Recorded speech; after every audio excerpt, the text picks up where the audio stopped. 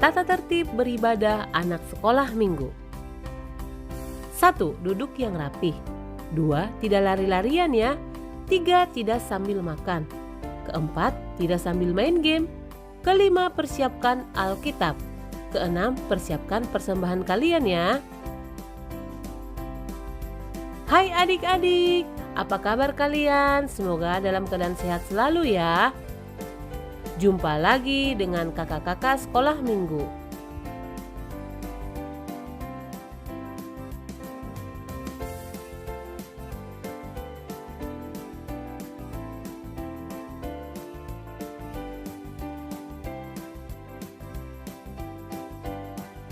Selamat beribadah adik-adik.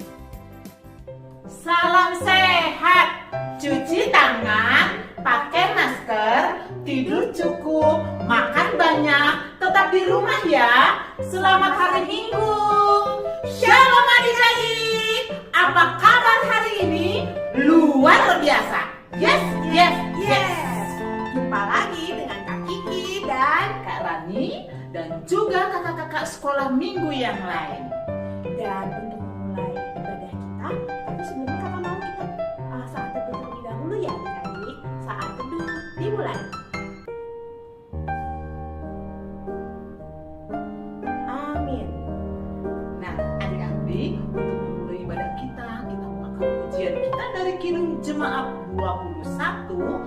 Kita akan nyanyikan bersama-sama Hari Minggu, Hari yang Mulia. Yuk adik-adik kita bernyanyi bersama-sama.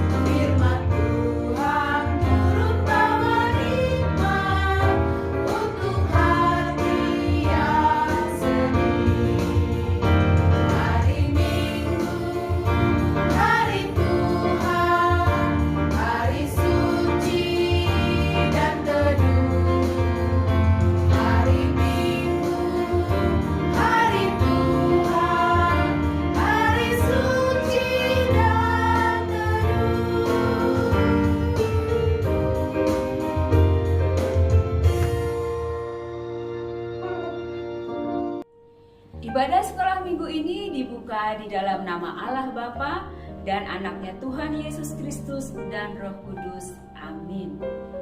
Ya Tuhan Allah Bapa kami datang kepadamu mengucapkan syukur karena Engkau telah mengutus anakmu Yesus Kristus datang ke dunia ini.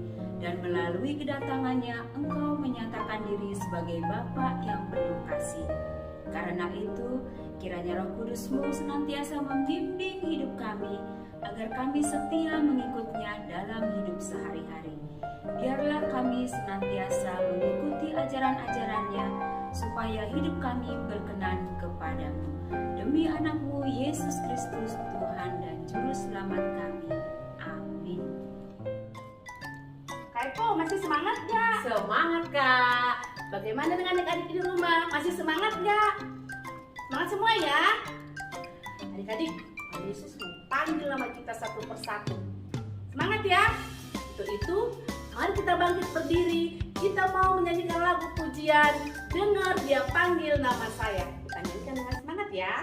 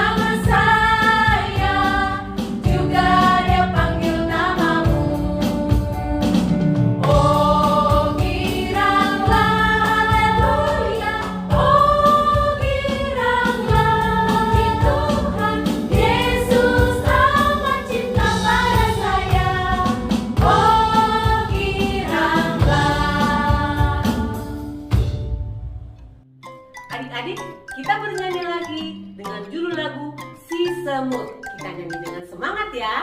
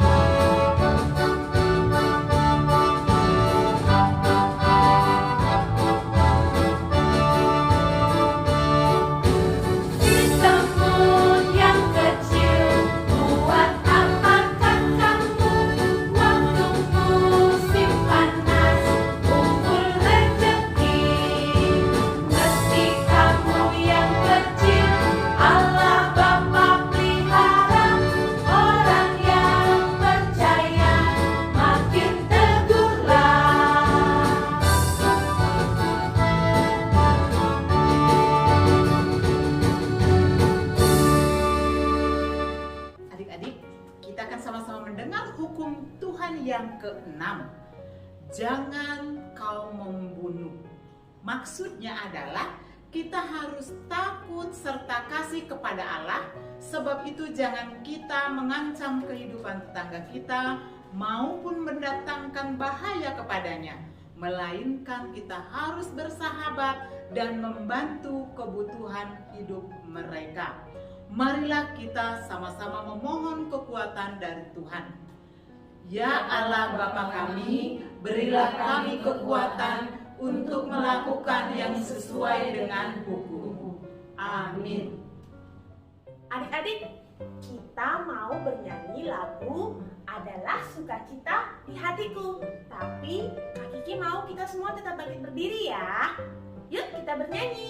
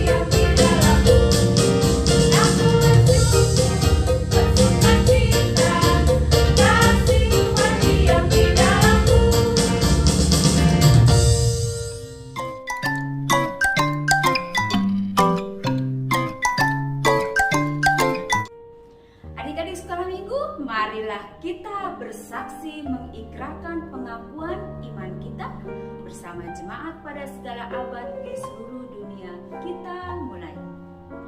Aku percaya kepada Allah Bapa yang Maha Kuasa, Halik langit dan bumi. Aku percaya kepada Yesus Kristus, anaknya yang tunggal Tuhan kita, yang dikandung dari Roh Kudus, lahir dari anak darah Maria, yang menderita di bawah pemerintahan Pontius Pilatus, disalibkan, mati dan dikuburkan, turun ke dalam kerajaan maut, pada hari yang ketiga bangkit pula dari antara orang mati, naik ke surga, duduk di sebelah kanan Allah, Bapa yang Maha Kuasa, dan akan datang dari sana untuk menghakimi orang yang hidup dan yang mati. Aku percaya kepada Roh Kudus, gereja yang kudus dan am, persekutuan orang kudus, pengampunan dosa, kebangkitan daging, dan hidup yang kekal. Amin. Adik-adik, kita tadi sudah bernyanyi, sudah mengucapkan hukum Tuhan, dan mengucapkan pengakuan iman kita.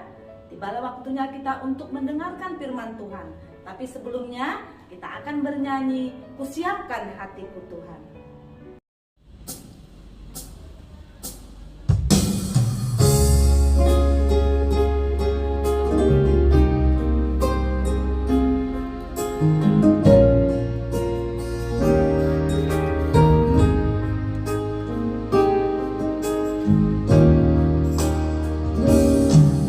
Siapkan hatiku Tuhan untuk dengar firman-Mu saat ini.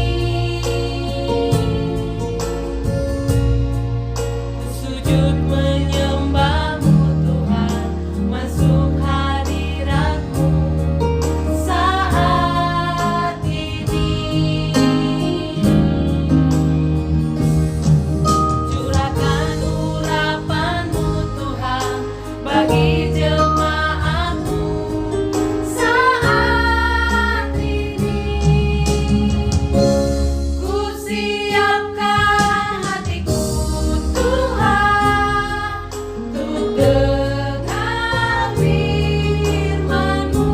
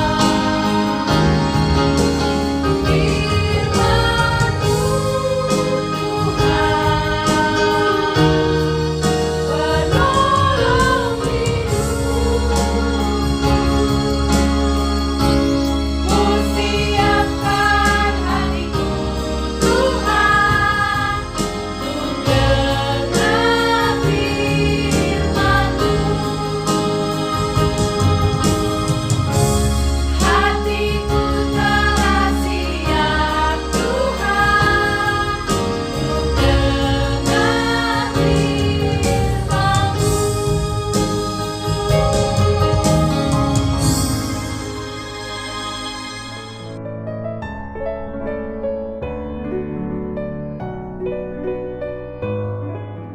Nah, adik-adik sekolah minggu, sekarang saatnya kita mendengarkan firman Tuhan. Sebelumnya, Inang Pendeta mau ajak adik-adik untuk berdoa. Kita bersatu dalam doa. Bapa yang baik, terima kasih untuk ibadah yang boleh kami laksanakan. Kami sudah bernyanyi, berdoa, mendengar hukum Tuhan. Semua itu karena perkenaan Tuhan. Sekarang kami mau mendengarkan firman-Mu melalui Inang Pendeta. Buka hati dan pikiran kami agar kami mendengar dengan baik dan kami bisa melakukannya di dalam kehidupan kami sehari-hari. Di dalam Yesus Kristus kami berdoa. Amin. Firman Tuhan hari ini bertema bekerja dengan bijaksana. Kita akan melihat bagaimana cara Bapak Yakub bekerja dengan bijaksana sehingga dia bisa memperoleh banyak harta. Nah, teks firman Tuhan kita tertulis dalam Kejadian 30 ayat 43. Demikian firman Tuhan. Maka sangatlah bertambah-tambah harta Yakub dan ia mempunyai banyak kambing domba, budak perempuan dan laki-laki, unta dan keledai. Demikian firman Tuhan. Buat kamu yang punya adik atau kakak di rumah, pernahkah kalian bertengkar? Kalau kalian bertengkar, biasanya gara-gara apa? Terus siapa nih yang pertama kali minta maaf atau ngajak temenan? Ayo jawab dengan jujur. Kisah tentang Yakub mengingatkan kita perselisihan antara kakak dan adik. Iya kan? Kalian masih ingat nggak? Terakhir kali mereka berselisih karena Yakub mencoba mengelabui ayahnya dan mendapatkan berkat yang seharusnya diperoleh oleh Esau. ini mengakibatkan Esau kakaknya Yakub marah sekali terhadap Yakub. Untuk menghindari pengejaran kakaknya Esau, Yakub lari ke Haran, ke rumah pamannya yang bernama Laban. Selama tinggal di rumah pamannya Laban, Yakub dengan sangat rajin membantu pamannya memelihara ternak-ternak yang dimiliki oleh pamannya. Ketika pamannya Laban melihat setiap pekerjaan Yakub itu diberkati oleh Tuhan, ia merasa sangat senang dan memuji Yakub dalam setiap pekerjaannya. Nah, adik-adik, setelah bekerja dan tinggal bersama pamannya selama lebih dari 14 tahun, Yakub juga sudah memiliki istri, yakni anak pamannya, dan sudah memiliki anak-anak. Ia berpikir untuk kembali ke kampung halamannya. Ia juga sudah mulai berpikir untuk berdamai kembali dengan kakaknya Esau. Kemudian Yakub menjumpai Laban dan berkata, "Izinkanlah aku pergi, supaya aku pulang ke tempat kelahiranku dan ke negeriku. Berikanlah istri-istriku dan anak-anakku yang menjadi upahku selama aku bekerja padamu, supaya aku pulang, sebab engkau tahu betapa keras aku bekerja padamu."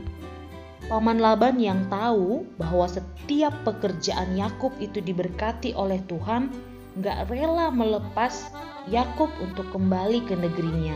Lalu dia menawarkan nih kepada Yakub, adik-adik, "Tentukanlah upahmu yang harus kubayar, maka aku akan memberikannya kepadamu." supaya Yakub membatalkan niatnya untuk pulang ke negerinya. Tawaran menggiurkan yang diberikan oleh pamannya Laban tidak menggoyahkan hati Yakub untuk kembali ke negerinya loh adik-adik.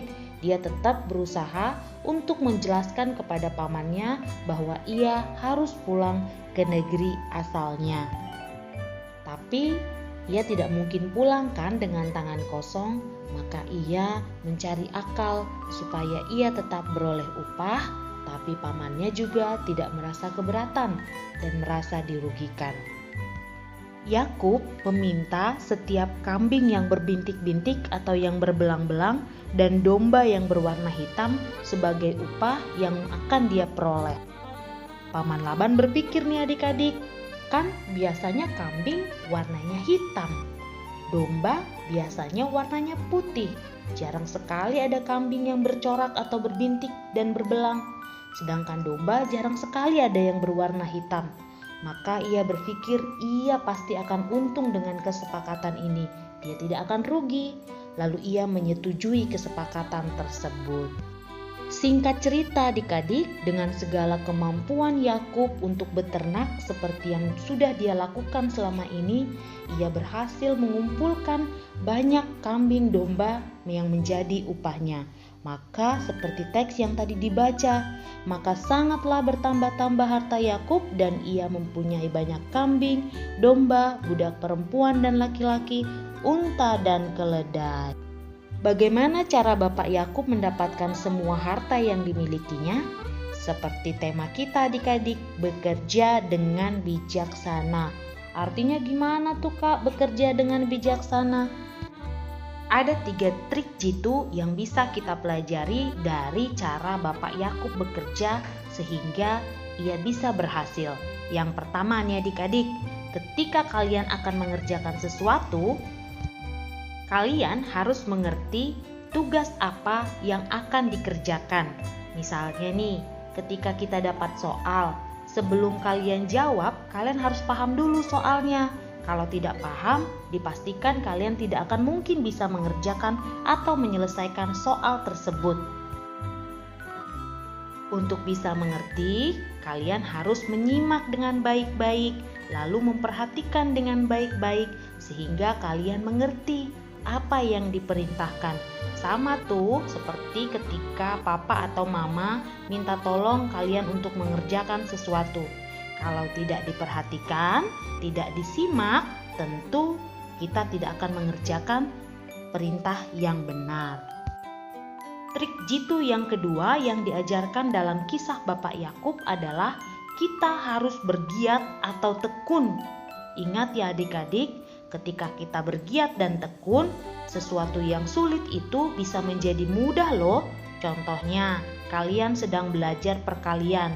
Awalnya pasti sulit, ribet ngapalinnya.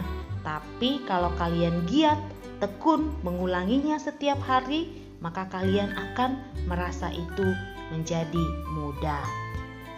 Trik jitu yang ketiga adalah tentu ini yang paling penting juga adik-adik, mengandalkan Tuhan. Ingat gak tadi, Paman Laban tertarik kepada Yakub karena apa? Karena semua pekerjaan Yakub itu diberkati oleh Tuhan. Bagaimana mungkin Yakub diberkati oleh Tuhan jika Yakub tidak mengandalkan Tuhan? Maka kita juga perlu rajin mendoakan setiap pekerjaan yang kita lakukan. Kita ulangi sekali lagi ya adik-adik, supaya kita ingat bersama-sama kunci kesuksesan atau bekerja dengan bijaksana ala Bapak Yakub. Pertama, mengerti tugas apa yang akan dikerjakan. Kedua, bergiat dan bertekun. Ketiga, mengandalkan Tuhan.